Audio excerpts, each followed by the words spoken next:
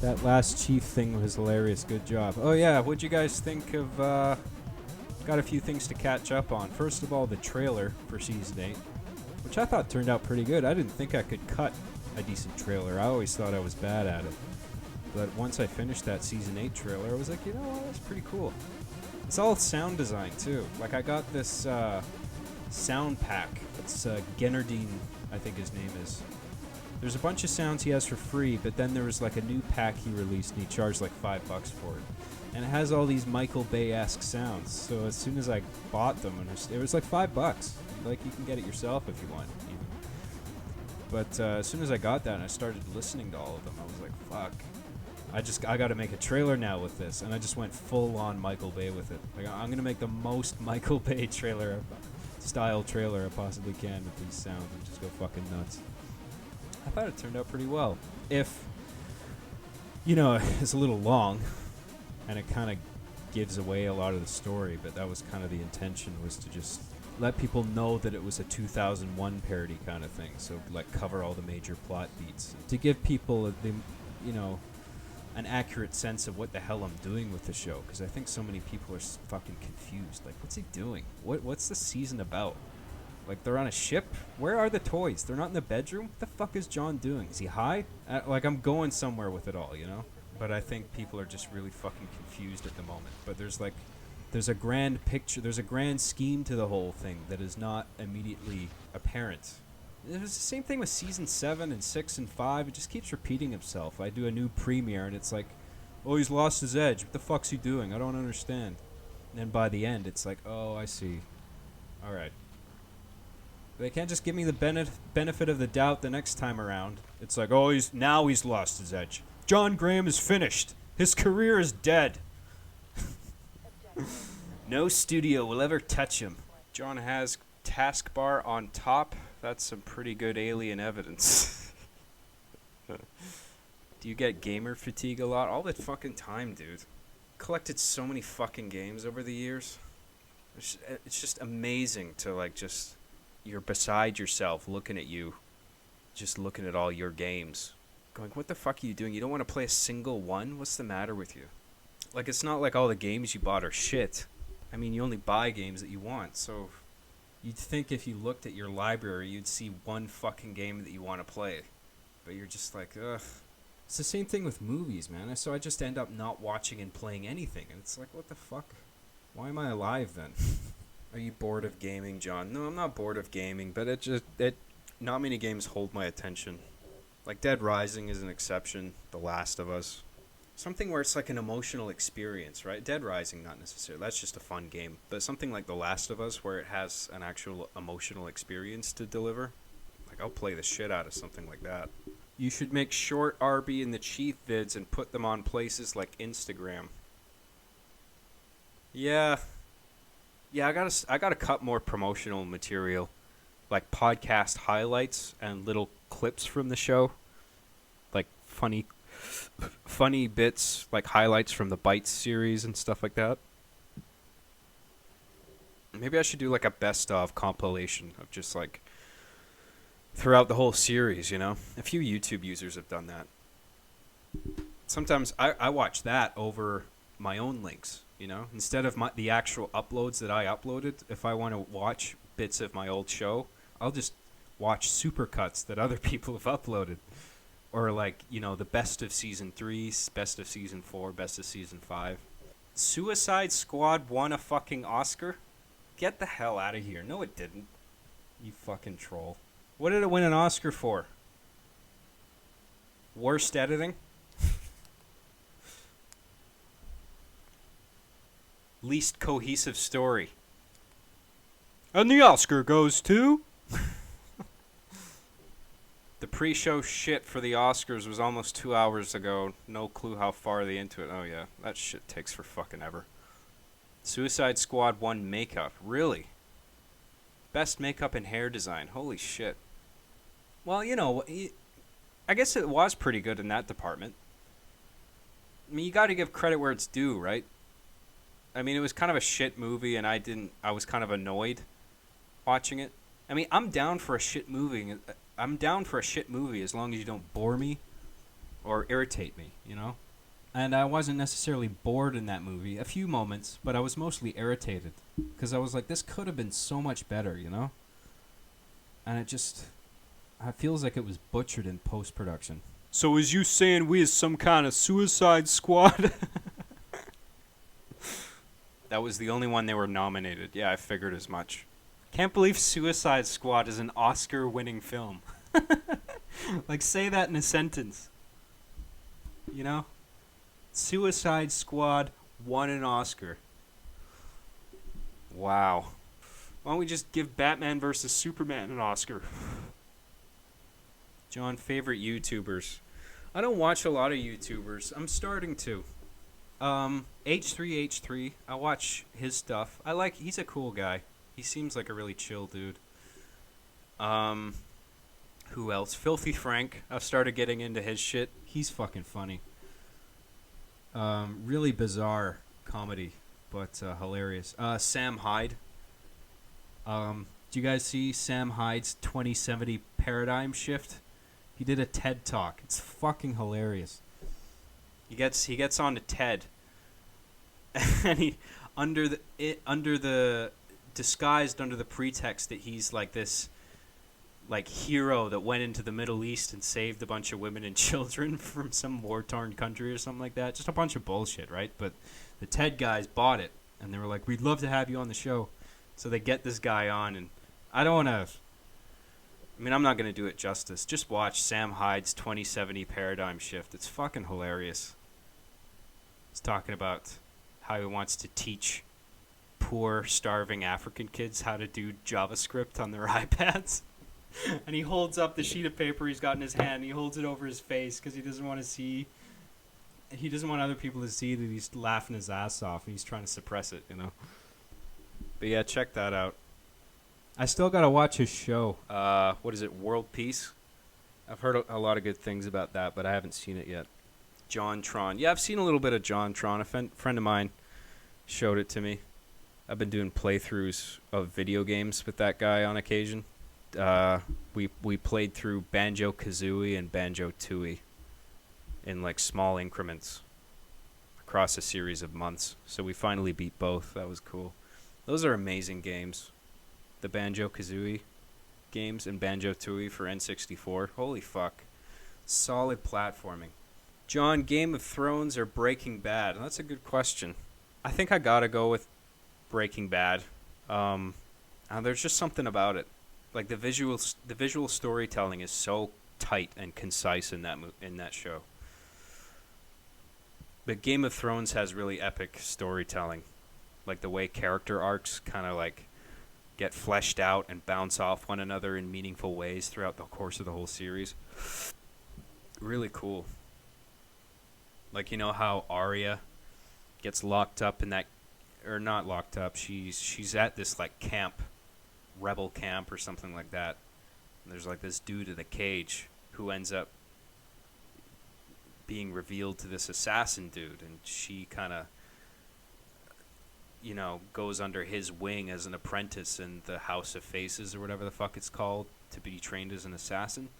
But it's like they set that up so early, like all the way back in season 2, and then season 5, it's like, or season 6, you're seeing that same relationship play out and evolving. It's really cool what they're doing. Really great writing and long-term, like thinking ahead about where the story's gonna go. I guess that's a lot of that credit goes to George Martin, right? The guy's a genius. I mean, he's proven himself. Have you watched iDubbbz? No, I haven't. Nostalgia Critic? I've watched his stuff. I'm not really into it, though. I prefer people on camera who don't have a lot of energy. You know, people who are like overly peppy in front of the camera and the microphone? Hey, everybody, it's John. Welcome to another cool video review of whatever the fuck. I can't get into it just because it sounds like I'm too aware that you're putting on a voice for the camera, you know? Why can't you just talk normally like I'm doing right now? You gotta put a voice on it like this for it to sound interesting. Hey John, what's your favorite type of movie? Action, drama, comedy, etc. I don't really have a preference. I mean, I just like cinema, you know? So I'm on board with whatever genre it is. I don't rule any out. I don't limit myself, you know. But horror and comedy and action, those three definitely really appeal to me. And I like thrillers. John, did you enjoy the latest South Park season? I felt it was a bit bad compared to the previous seasons. Yeah. I didn't hate it, but I liked the fact that they were doing like a serialized season, or at least, experimenting with that one season. They probably won't do that again. But I liked that they gave it a shot.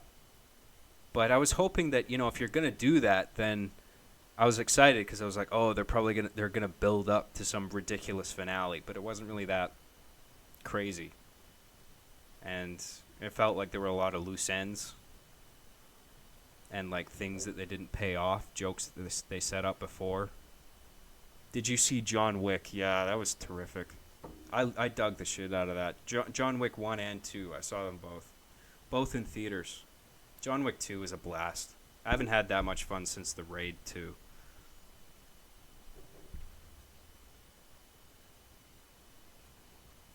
Did you guys hear they're rebooting The Raid? Or they're making an American remake of The Raid? Like, what the fuck? I was talking about this with people the other day. Friends of mine. Like, why would you... Like, The Matrix is older than The Raid. And they haven't rebooted The Matrix yet. What the fuck are they doing? Rebooting The Raid already. And my friends had corrected me at the time. They were like, well, The Raid is a foreign film. So... they got to remake it for an American audience. But I'm like, why? It was a mainstream release the way it was. The one filmed in, where was it filmed? Thailand? But they got to remake it for America. Like, it came out mainstream in American and Canadian theaters. Like, it's not like people couldn't see it. So what the fuck? Why are you going to make a new The Raid? And it's not going to be as good. You know? Because the action in the Raid 1, the original one, was already terrific. Like, it feels like you can't really... I mean, if you were going to top that, you'd have to try really fucking hard. And I don't think any American director is going to accomplish that in America. You know? So I think it's just going to fall short. And, like there's been a Raid 1 and a Raid 2. So what, this American director is going to put out the Raid 1 again? And then, what's his name who did the original one? Gareth Edwards? Or is that a different guy I'm thinking of? Whoever directed the original Raid 1, he's still got plans to do the Raid 3. So, the Raid 1 came out, the Raid 2 came out, and then the American reboot's going to come out, the Raid. And then the original director's going to put out the Raid 3. And then everyone's going to be like, what, is this a 4? Is this Raid 4? Why is it called Raid 3? Wasn't there just another Raid movie? Maybe the American one's going to be called something different. But it's like, what? This is just going to confuse people. What the fuck are you doing? You don't need to reboot the Raid. The Raid's already fine. It's not even old. Like, fuck off with these reboots. Just because it's not American, you got to remake it with American actors? Fuck off. American people can't watch foreign cinema? We don't like subtitles, you fucking pussies?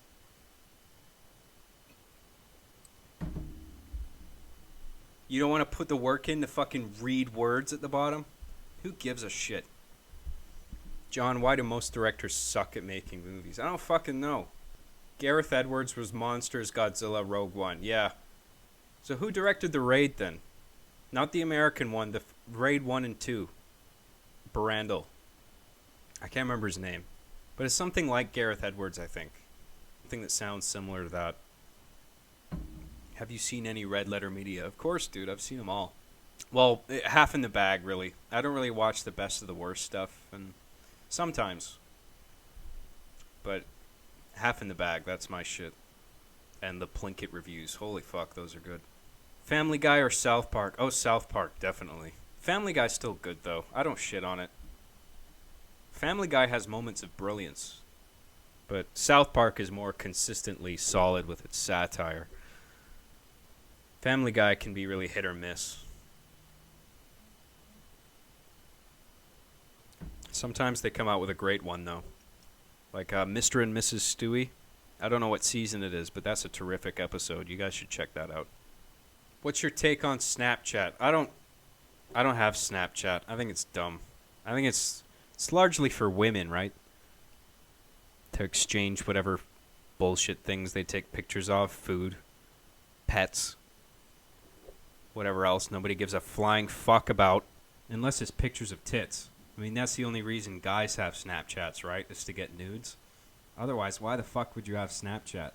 What mic is that, John? This is a condenser microphone that I just bought off of wish.com, which I think a lot of people are torn on whether or not it's legit. But it's pretty legit. I mean, I got this microphone, the podcast arm, this metal arm, all for a really good price, too, and it works fine. I think people who send nudes on Snapchat, though, are naive. Because it's like they think that, oh, it's Snapchat, so it just gets automatically deleted, right? But that image has to pass through a server somewhere, you know? And who's to say that doesn't get stored or copied on the way to your phone? You know what I mean? So, if you've ever taken a nude, I think your nudes are out there, stored somewhere. And then all it takes is some fucking guy from Anonymous, or Anonymous would never, I don't think, hack Snapchat unless Snapchat did something heinous. But somebody could hack fucking Snapchat, get all those images, all of a sudden all these nudes are out there, and it's like the fappening all over again, except it's not celebrities, it's just regular people. Rooster Teeth should have gotten the recon armor. Still with this shit? Who gives a fuck? Nobody. Most of all, Rooster Teeth. It's the fans, like some of the Rooster Teeth fans that I guess make a big deal about that shit. What was Bungie thinking giving it to John? Take it so seriously. It's a fucking video game armor permutation. Who gives a shit? The Snapchat terms of service were updated saying that your Snapchats get sold? Is that a troll post or is that real? That can't be real. Where they sell fucking nude photographs? Get them while they're hot, folks. 10 years later, I still think Rooster Teeth should have gotten the armor first, John. Yeah, well, why don't you just go right ahead and make a fucking petition on change.org along with a petition. Create a petition along with a petition for me to change my fucking name back to Digital Fear. What was the other one? Make season 3 of One Life for Hard Justice or whatever the fuck. Is there an Oscar for Best Villain of 2017? He should give that award to Xanthar. Yeah, where's my Oscar slot? Why am I not at the Oscars right now? I guess they got a different thing for shows, don't they? That's the Emmys. The Emmys. I need to make a feature film to get in the Oscars. The Oscar goes to RB the Chief anyway, even though it's not a film. Congratulations, John. Get on up here. Thanks, everybody. Wow, what a terrific honor it is.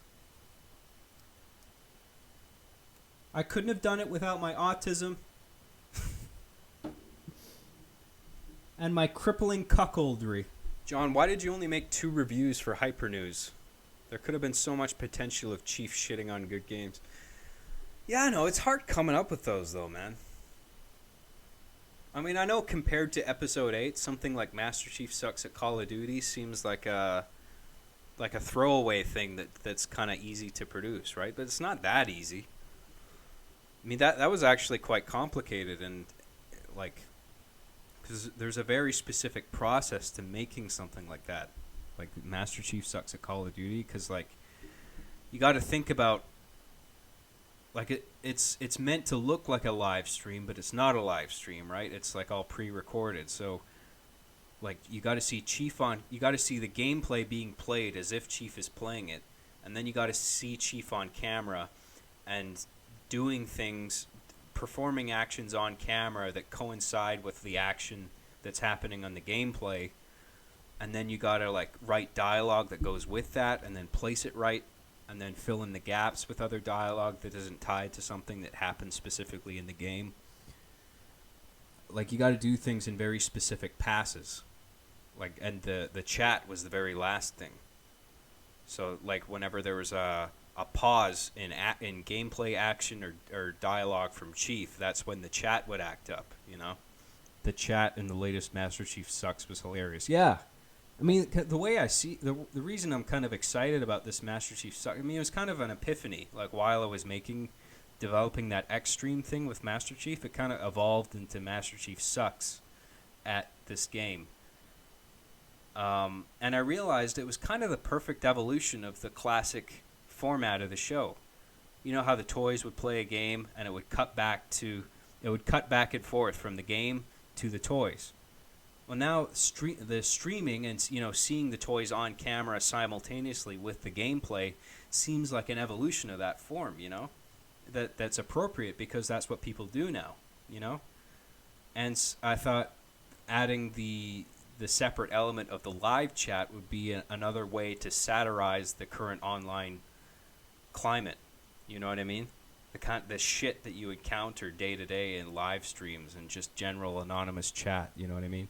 Fucking Trump supporters and racists and a bunch of just trolls and pedophiles and spam bots. John, your content is like a fine wine. You have to watch it several times to fully appreciate it. Yeah, I mean, there's a lot of jokes in there that I think you gotta watch the videos several times over to kind of... Because you'll be watching the gameplay and you might miss some dialogue from Chief or the chat. It's almost like you gotta watch the video 3 times over in some cases if you're not really paying attention. Because not only is Chief saying stuff, but things are happening in the game that are funny. And also things are being said in the chat that are funny. So it's a lot to take in at once. I wanted it to be like that. Like your eye is constantly drawn to different elements, It's like... I tried to pace it out, too. So it's like you don't have to look to see what's going on in the chat while something's happening in the game or Chief's on a rant or something like that. Like I'll wait until that's over, and then I'll have the chat act up so that the viewer's eye isn't drawn to 2 things at the same time. John, what happened to your handlebar mustache? When I was shaving, I left the mustache just to see how it would look. And I'm like, oh, Jesus Christ, I look like a pedophile. This has got to come off. It's either the full beard or nothing. I'm not doing this goatee shit or, pencil-thin beard. Or a mustache. Mustache looks too weird on me. I look like I'm fucking 60 years old. Just remember, John, if you put enough caps in your video title, you'll instantly become the next Markiplier or PewDiePie. Oh, yeah.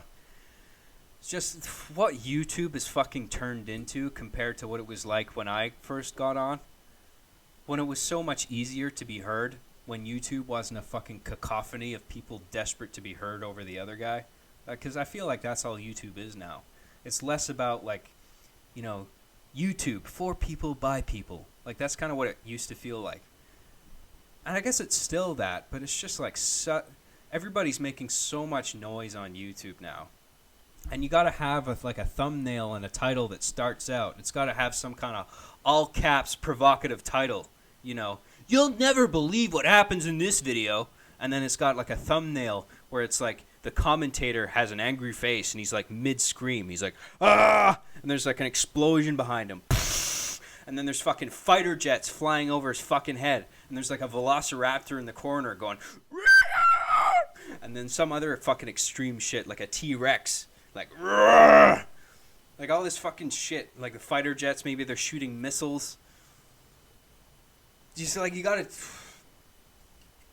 do so much shit to fucking be heard. That's all. And it's forcing other YouTubers to do the same thing. Otherwise, you're dead on YouTube. You don't exist on YouTube unless you fucking exploit every other bullshit thing that everybody else is exploiting. That's the only way that you possibly stand a chance of being fucking noticed.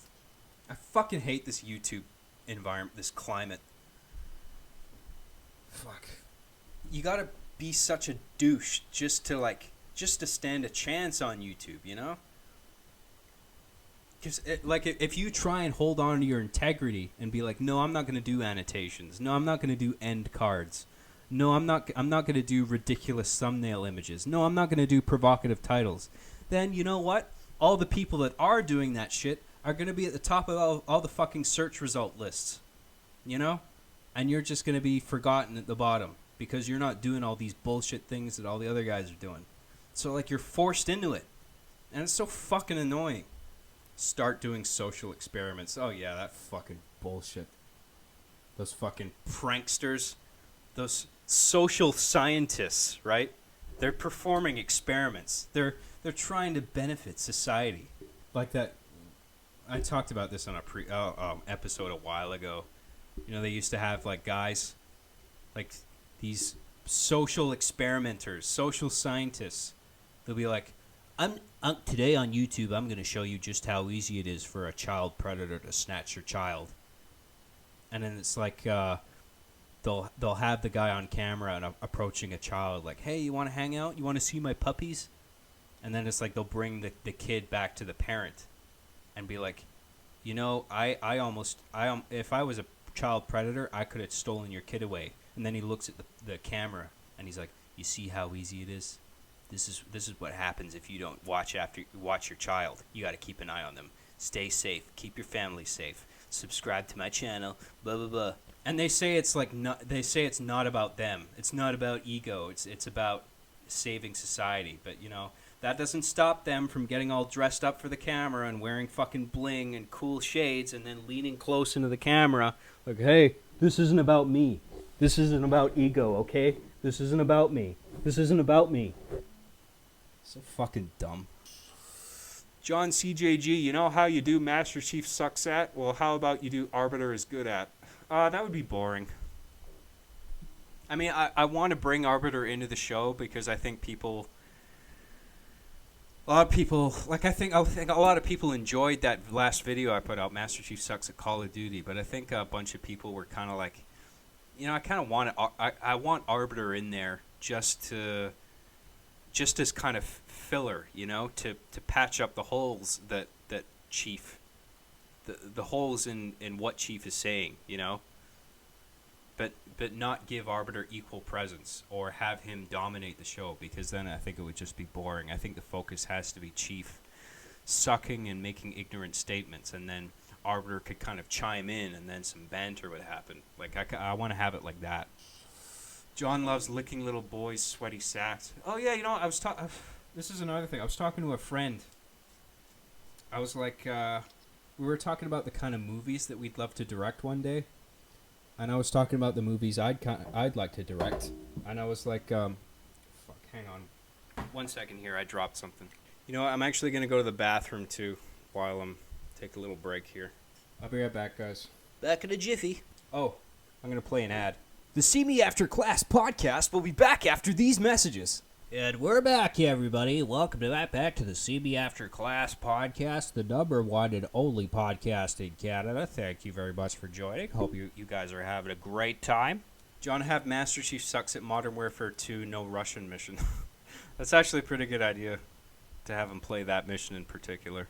I want him to have to do. I want to do another video where he does the training mission in Modern Warfare 2. Because I know first reaction, it's like, what, another video where he just does the training mission? You already did that in Call of Duty 4 Modern Warfare. But if you screw up during the training mission in Modern Warfare 2, the things that people shout at you are really funny. So I kind of want to make a video around that, at least partly. Make smegma t-shirts, John. Like t-shirts out of smegma? I think that would take a lot of smegma to make enough shirts for everybody. But thankfully my smegma collection is so abundant. Do you earn 100% revenue? On YouTube, yeah, I do. I'm not partnered with a network, which kind of explains my shitty view figures, because apparently if you partner with one of these MCNs, then you have the benefit of decent search engine optimization, which I still don't fully understand. I wish I fucking understood it. Like, what the fuck does search engine optimization mean? What does it mean, seriously? Beyond just using the right keywords to promote your video. You know? What do you do beyond? What is search engine? How is it optimized? What does that mean? Like, don't just say SEO, search engine optimization, as a selling point and just gloss over what the fuck it is. What do you do? What is the optimization? What are you doing to my video that makes it at the top of, like, the result lists? that I'm not doing already. I don't fucking get it.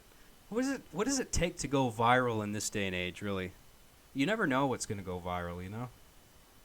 Remember that woman with the Chewbacca mask in her car who just filmed a video with her phone? And then she was just like a internet sensation overnight. And then I think that quickly fizzled out. But there's some people who went viral doing that kind of shit, and they're still going. Like, you know, on YouTube, that girl who does that face morphing thing to her chin, and she's always making jokes about how she wants to fuck her boyfriend and stuff like that. Like, people like that who just go viral. Just a little funny video they made on their phone just catches on. Like, how exactly does it happen, you know? You need to dab more. Oh, that's what I was missing. I guess I'm going to go viral now, right? John, you fuck. What do you think of the whole PewDiePie situation? Oh, with him getting called out as a racist, and is he the new guy who's been slapped with the alt-right label? I fucking hate that term, seriously. Alt-right. Like, if you make one inappropriate joke, you're alt-right now. You know, if you're not constantly preaching liberal PC bullshit, you're an alt-right Nazi. Fuck off. Just because what did he make a few anti-Semitic jokes? Like, PewDiePie has established himself as like a comedian. I mean, not in the sense of a professional stand-up comedian, but he's like a comic YouTube personality, you know? So it's like anything he says should be taken with a grain of salt, you know, if he's trying to make people laugh. So if he makes some anti-Semitic shit, whatever, because it's in the zeitgeist, you know? So it's like, you know, I think people just gravitate towards making jokes like that just because everyone else is making jokes like that. Anti-Semitic jokes, Islamophobe jokes, whatever the hell. Things people are sensitive about, you know? I was talking with a friend of mine about, like, we were talking about autism and how, like, the definition of that word has been adopted by alt-righters, or, you know, people who just want to have a joke, you know, just want to have a laugh. They take that term and they use it as a blanket term for just, like, anybody who's mildly annoying, you know? But my friend and I were talking about, he showed me this meme that I hadn't seen before. It's like this little crude image drawn in MS Paint where it's like the basic template is like two people in the left side of the frame having a conversation about something, and then there's a third guy crouching down in this weird crab-like pose, and then it says above him, autistic screeching. So, like, two guys are talking about something, and then there's a third guy crouching in this weird thing just going, you know? And he was showing me he was showing me this meme used towards this, like, woman who was getting outraged over Twitter because she had autistic children at home. She was like, I can't believe people are making jokes about this. I have 2 autistic children that I deal with. This isn't a joke. You understand? It's not a joke. This is something people actually deal with. It's a real condition, and it, you know, wears parents out dealing with that sort of thing. And like this was like Twitter. This was on Twitter. These were tweets. And in response to these tweets, people were just posting more of these meme images, just more autistic screeching jokes. And the parents were just getting more and more annoyed, just responding like, "Oh my God, you're fucking disgusting! How could you do this?" And they just kept coming back with more jokes, more jokes. I'm just sitting back going, "Don't you see what's happening here? As long as you announce that you have a problem with it, they're just gonna keep digging at you. You know what I mean? Because you're a lols cow. You know, if you keep getting genuinely upset, they're just gonna keep milking you for laughs as long as they possibly can, and only until you take a step back and say, you know what, you're an idiot, I'm out of here. That's when they'll get bored. Be like, okay, I'll move on to something else. But if you just keep getting agitated more and more, it's just you're just digging your own grave. You know what I mean? And that's, you know, Sam Hyde, I think, got his show canceled because he had the same thing. He got that alt-right label slapped on his fucking forehead, just trying to be funny, you know? But everybody, all these liberal assholes got to take it so seriously. Of course PewDiePie isn't anti-Semitic. You know? Well, he's an internet personality for so long, and he's got highly reputed for so long, and then he comes out, there's some like anti-Semitic, or Islamophobic humor in the cultural zeitgeist, and then he kind of makes his own contribution to that, and he gets flagged as a fucking alt-righter. It's like, does anything he did in the past not fucking count? That this guy has established himself as an online comedic presence? You know, does that mean nothing? Oh, he made a joke about the Jews. That means he's banned from the internet. Fuck off. Well, that's how the internet works. One of the creators of BioShock Infinite asked the internet to stop with Elizabeth Rule 34. Then Bungie tried to stop Overwatch Rule 34 entirely. You can't stop it. You gotta just let them do their thing. You know? I mean, are you gonna just let it be, or are you gonna crack down on this and, you know, give everybody a miserable experience, you know? And I consider myself left leaning. I mean, I don't know. I don't know whether I don't know how to define myself politically, because I don't really think in terms of politics. You know what I mean? But I mean, if I had to, it would be somewhere between left leaning and centrist. You know? I think left leaning if I had to pick. But I'm sick of easily triggered liberals. Fuck. Very annoying. Rule 34 is one of the many laws of the internet. Yeah, dude. I mean, my idea for an action cartoon, Polly Frost. I mean, I know once I do that, that's gonna, like, if that ever became a thing, there would almost certainly be a Rule 34 for it. And it's like, what can you do? Nothing. You just gotta let people do their thing. They're gonna grab a hold of it and run with it, you know. And you can't stop them. Everybody's got their own home computer with editing software and drawing tools and whatever. They can create whatever the fuck. So what are you going to do? Censor all that? You're going to censor the whole fucking world? Get the fuck out of here. So what's the alternative? Well, get on board with it and realize that people are kind of fucked, and that the internet is beyond what it is practically and physically. Really, it's kind of a manifestation of the collective experience, you know? It's like one giant human brain, you know? And all its flaws and good parts combined, you know? So you got to take the bad with the good. Otherwise, you can't have either. So do you want it all, or do you want nothing? You can't have just the good and leave the bad. The bad's always going to be there because the bad is in people, you know? The internet is only how people forge it, you know what I mean? So the internet becomes a representation of the collective mind of everybody, you know? And that darkness in humanity is not going to go away. So why would the darkness in the internet go away? Just because we want it to. Just because we as a species want to pretend that we're more sophisticated than we actually are. Guess what? We're not. People haven't changed for a very long time. They've always been the same. They all have the same basic drives. They're all self-serving at some point, you know? What's in that water bottle? I wonder. Water, maybe?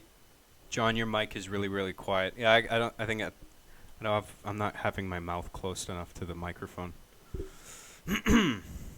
Have you ever thought of doing a Freeman's Mind type series where it's not Master Chief playing the game of Halo, but it's the actual Master Chief's thoughts? No, I don't know about that. Well, this is interesting, actually. A lot of people were complaining about... Well, I think people were on the fence. Like, there's half the people who watched Master Chief Sucks at Halo. I think everybody really liked it. But I think some people were like... Some people liked the more drawn-out pacing of it, you know, in relation to something like the regular story episodes or the bites. Well, not those regular story episodes, but the bites. The dialogue and the jokes are so rapid fire. And then in the Master Chief Sucks at Call of Duty, there were points where Chief wouldn't say anything, and you would just see gameplay for a while, and maybe some things would appear in the live chat on the side. But I think some people were annoyed by that. They didn't like the pauses in Chief's dialogue. But there were other people who really appreciated the pacing. It's like, oh, thank God, like, because it's a little unrealistic that Chief is constantly coming out with jokes. It feels a little more realistic that he's kind of speaking, like he's pacing out his dialogue, and you have little stretches of time where he's just silent playing the game. You know, that could either be seen as an element of realism that kind of makes it funnier in a way, or something that's just like a drag. You know, it's like, oh, Chief's not saying enough. You gotta have him say more jokes. And I honestly don't know which way to go. You know, I'm leaning towards having just more Chief dialogue. But then I want the live chat to serve a function in the show too. I feel like that's important. I don't know. And I'm glad everybody appreciated the satire of the live chat. I got a lot of comments saying the live chat was the best thing about the whole thing. And I was thank God, because like part of me was like, I was thinking, oh, some people might not like this. Like if I'm making jokes in the chat about pedophiles, you know, that kid Timothy 123456789 joins, and then a bunch of pedophiles join, and they try to chat him up, trying to get his address. One of them scares him off, and then all the pedos leave.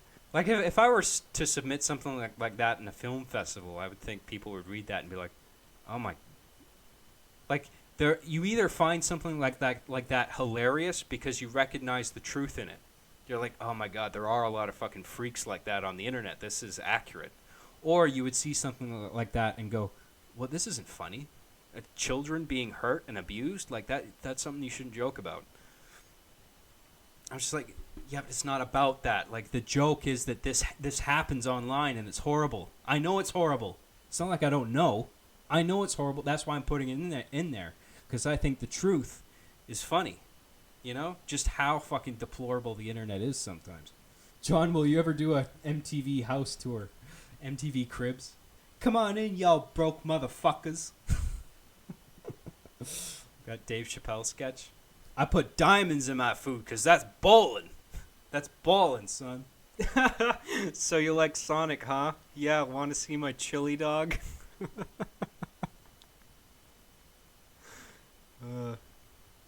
You guys are funny. John, you should be the only director of all the movies. Yeah, I gotta get into live action. People keep telling me, like... Oh, I just went to this crazy... The film competition screening was last night. I went to that.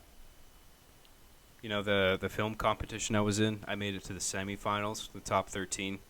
And then we never made it to the final 6 that were selected for production. But I was invited to the screening of the 6 films that made it. You know, the films were finished. So it's like, this is the night where it gets to be screened in front of everybody. And... oh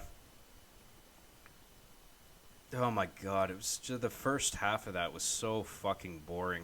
You know, you go to those screenings and like I'm sitting there, I got a good seat early. I go into the theater, I sit down, I wait.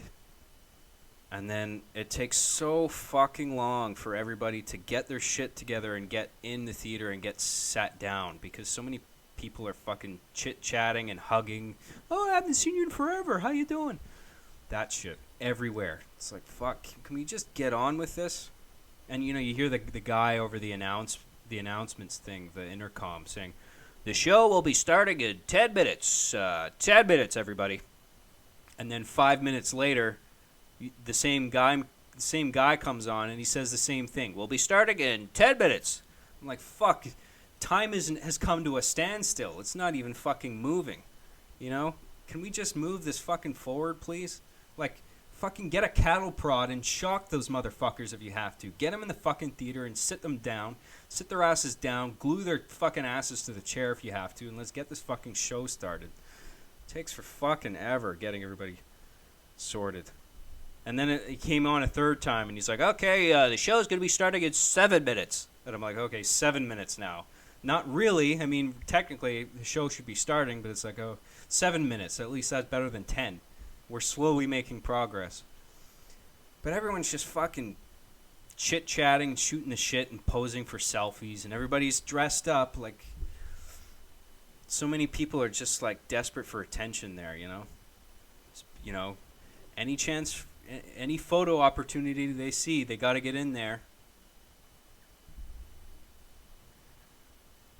And eventually it finally fucking started, but then before the movies actually screen, you got to sit through a fucking hour of people coming on stage. Like, the host comes on stage and thanks everybody for coming and makes a few jokes. And then it's like, okay, we're going to have a few words from our sponsors. And then they all come up one at a time and they all say the same goddamn fucking thing. Hey, it's a pleasure to be here, and wow, these films are all terrific, and it's really, it really pulls at my heartstrings to see this kind of energy that's going into these films, and what an exciting time it is for British Columbia filmmaking. Get the fuck on with it. Seriously, we're all sitting. My ass is hurting already. Movies haven't even fucking started. Get on with it. But it's like, no, another half hour of this shit. One person after another. Okay, cool, we get it. People contributed and gave money. Like all the financial donors, they got to get them come up one at a time and say their piece, even though nobody gives a fuck. And finally, the film started, and then the films are pretty cool. Because I was saying, like, I wasn't that torn up about it, but at the time that I find out that my script didn't make it into the final 6, I was kind of pissed off. I was like, fuck, I worked hard on that. Like, and I thought we had one of the few funny log lines. Like, so when I showed up for the screening, I was like, these better be fucking good. Like, these are the ones I lost to. These better be fucking good, or I'm going to be pissed. And for the most part, they were good, you know? And I was like, I was satisfied. I didn't feel too bad about losing. So I was like, oh, okay. Because, it's good that these people made it, Because, like, if I had gotten selected, that would have meant that, one of their films wouldn't have been made or seen, And they were all terrific. They weren't all terrific. They were all good. Some of them were terrific. But it's like, I've had my time in the spotlight. I have my online thing. People know who I am on there. And, there's people here participating in this competition who don't have any exposure, and they're desperate for their chance to make a film and be recognized, So it's like better that it goes to them, I just hope that I wasn't picked over some shitty, I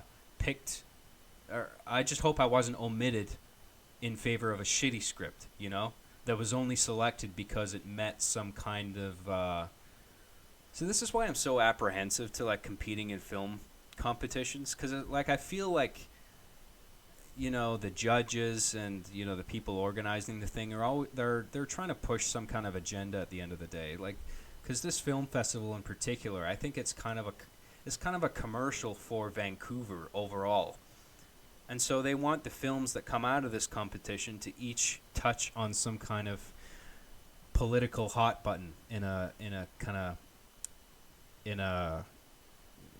satisfactory way, in a crowd-pleasing way, you know what I mean?